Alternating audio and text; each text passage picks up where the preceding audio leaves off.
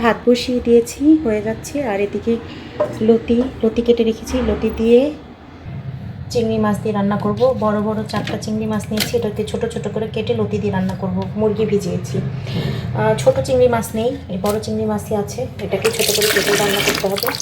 জিনিসপত্রের যে দাম বুঝে বুঝে খেতে হবে। যদিও এটা ছোট ছোট করে কেটে রান্না করে দেওয়ার পর আমার হাজব্যান্ড বলবে কি খেয়ে দেয়, কোনো কাজ কারণে এত ছোট করছো কেন মাছ। কিন্তু সেই আবার মাছ এনে বলবে যে এই মাছ 3 দিন চালাবা, মানে কি আর বলার। আসলে পুরুষ মানুষের কথা কি বলবো, ওরা যখন বাজারে যায় জিনিসপত্রের যখন দাম দেখে ওদের মাথা গরম হয়ে যায়। তো ওরাও তো একটা হিসাব করে বাজার করে নিয়ে আসে, সেটা 1 সপ্তাহ হোক বা 8 দিন 9 দিনের হোক। তো সেই অনুযায়ী আমাদেরকেও ম্যানেজ করতে বলে, ওটাও ওদের কোনো দোষ না।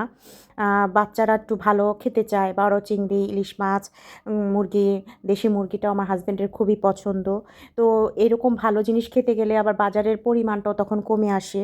আপনি ওই দেশি মুরগির দাম দিয়ে তো অনেকগুলো পাকিস্তানি কক বা ফার্ম কিনতে পারবেন। তো যাই হোক, ভালো খেতে গেলে একটু কম কম খেয়ে ভালো খেতে হয় আর কি। আর বেশি পরিমাণে খেতে গেলে একটু আরেকটু লো বাজেটের বাজার করতে হবে। তো আমি লতি দিয়ে চিংড়ি মাছ রান্না করেছি। এর আগেও চিংড়ি মাছ ভুনা করেছিলাম, আরও যা চিংড়ি আছে সেটা চিন্তা করেছি এভাবেই ছোটো ছোটো করে কেটে রান্না করব বিভিন্ন শাকসবজি দিয়ে। আর একটু আলু ভাজি করছি, এটা সকালের রুটি দিয়ে খাওয়ার জন্য। তো আমার রান্নাবাড়া করে দুপুরের খাওয়া-দাওয়া করে আমি একটু বের হয়ে গেছি হাসব্যান্ডের সাথে। আসলে আমার একটা রিলেটিভ বাসা ভাড়া মানে বাসা সে কথা বলেছে দেখেছে, কিন্তু আমাকে একটু বলছিল যে একটু দেখে আসতে সামনাসামনি। কারণ উনি ভিডিওতে আরকি বাসাটা কনফার্ম করেছেন।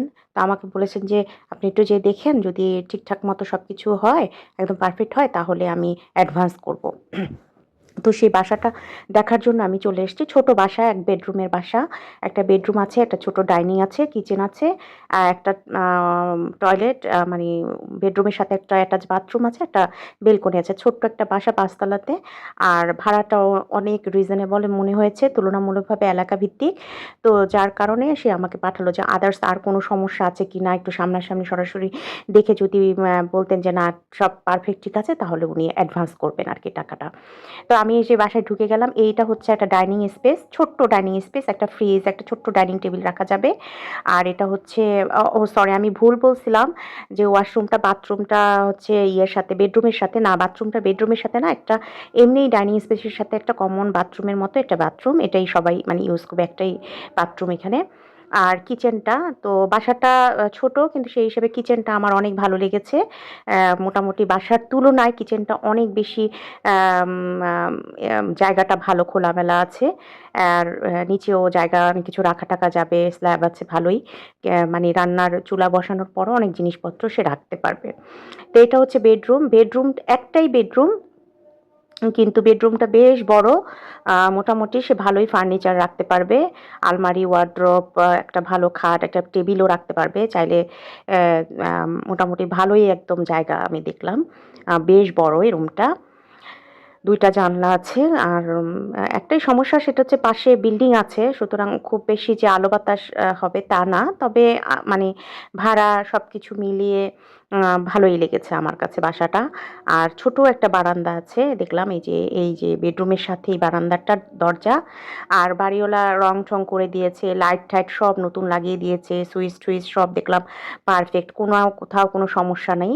কিন্তু এই যে বাসাগুলো অ্যাটাচ লাগানো, রোডে কোনো মেইন রোডের সাথে না। একটু রোডের সাথে থাকলে যেমন ফ্ল্যাটগুলো একটু খোলামেলা আলো বাতাস হয়, সেরকম না। বাড়ির সাথে বাড়ি লাগানো আরকি। তো এই যে বেলকনিটাও বাসার সাথে লাগানো, ছোট্ট একটা বারান্দা। এই ছোট ফ্যামিলি, উনি ওনার একটা বাচ্চা আর উনার হাসব্যান্ড ওয়াইফ, মানে বাচ্চাটাও ছোট, ৩-৪ বছর বয়স।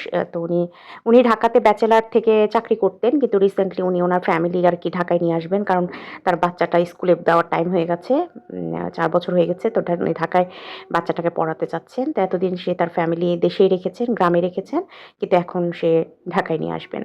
তো এই বাসাটা আরকি সে দেখে মানে আমাকে আ বলেছেন যে, "একটু আপনি এসে দেখেন।" মানে ওনার ওয়াইফ আমাকে আর কি অনুরোধ করেছেন, ওনার হাজব্যান্ড দেখে গেছেন আর কি। তো উনি আমাকে বলেছেন যে আপু আপনি একটু যেয়ে দেখেন সব ঠিকঠাক আছে না, কারণ পুরুষ মানুষ তো অনেক সময় অনেক সমস্যা তারা বুঝতে পারে না, আমরা মহিলারা একটা সংসার করলে বুঝতে পারি যে এখানে এটা সমস্যা। তো বাথরুমটা সব দিক দিয়েই ভালো, কিন্তু এই যে পানি যাওয়ার যে পাইপটা এটা একটু বাইরে বের করা, এটাই আমার কাছে একটু ভালো লাগেনি। তো আমি ওনাদের যে কেয়ারটেকার উনিও আমার সাথে এসেছিলেন, তো ওনাকে আমি বললাম যে এটা এরকম বাইরে বের করা, এটা কি আপনারা একটু হাইড করে যদি দিতেন তাহলে তো ভালো হতো। তো কি উনি জানি কি বললো, আমি বললাম যে এটা একটু এক সময় করে দিয়েন, এটার জন্য তো বাথরুমটা দেখতেও কেমন খারাপ অড লাগছে। তো বাসাটা হচ্ছে আপনার ৫ তলার উপরে, আর বাসাটার ভাড়া হচ্ছে ৬,০০০ টাকা। হ্যাঁ, বাসাটার ভাড়া ৬,০০০ টাকা। আর বিল ঠিল হচ্ছে আলাদা করা, যেমন সিলিন্ডার ইউজ করতে হবে, কোনো লাইনের গ্যাস নাই। আর পানির বিল, তারপরে এখানে যে কেয়ারটেকার থাকে তার একটা বেতন আছে, এগুলার সার্ভিস চার্জ আর কি সব মিলিয়ে মানে টোটাল ৯,৫০০ টাকা পড়বে তার। তো সব মিলিয়ে বাসাটা কেমন হয়েছে জানাবেন। তো আজকের ভিডিও এই পর্যন্তই, সবাই অনেক ভালো থাকেন, আসসালামু আলাইকুম।